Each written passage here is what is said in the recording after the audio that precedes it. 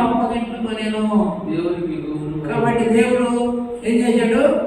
మన పాపముల నిమిత్తము మనల్ని ప్రస్తుతం దుష్టుని యొక్క బంధకాల నుంచి విడిపించేదాని వరకు ఏం చేయమన్నాడు?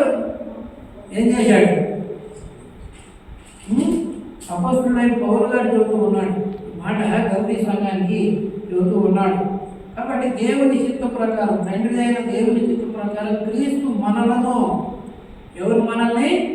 ప్రభువైన యేసుక్రీస్తు వారు ప్రస్తుత దుష్టకాలంలో నుండి మనల్ని విమోచింపాలని మన పాపముల నిమిత్తము తానే అప్పగించాడు.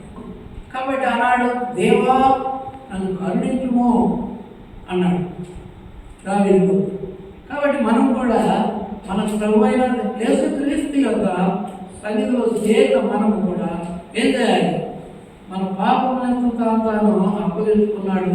ప్రస్తుత దుష్టకాలంలో నుండి మనం విమోచించాలి. విమోచించాడు, విడిపించాడు.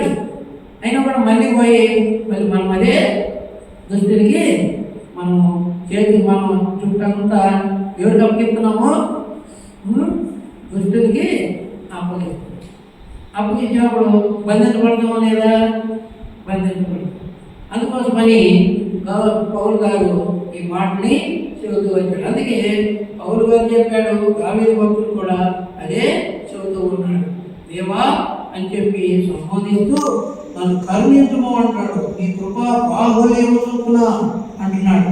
నీ కృపా బాహుల్యము చొప్పున ఏం చెప్పంటున్నాడు? నా అతిక్రమములను తుడిచివేయము అంటున్నాడు.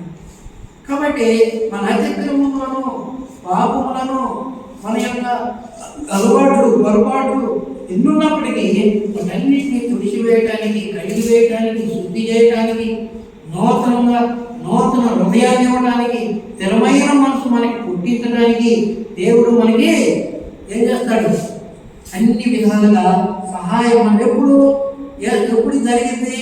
ఇవన్నీ మనం ఒప్పుకొని విడిచిపెట్టినాము. వీటన్నిటిని మనం మన జీవితంలో భక్తులు చేశారు. వాళ్ళ జీవితం అనుభవపూర్వకంగా వాళ్ళు చేసి మనకి ఈ రీతిగా విషయాలను గుర్తు చేస్తూ వచ్చారు.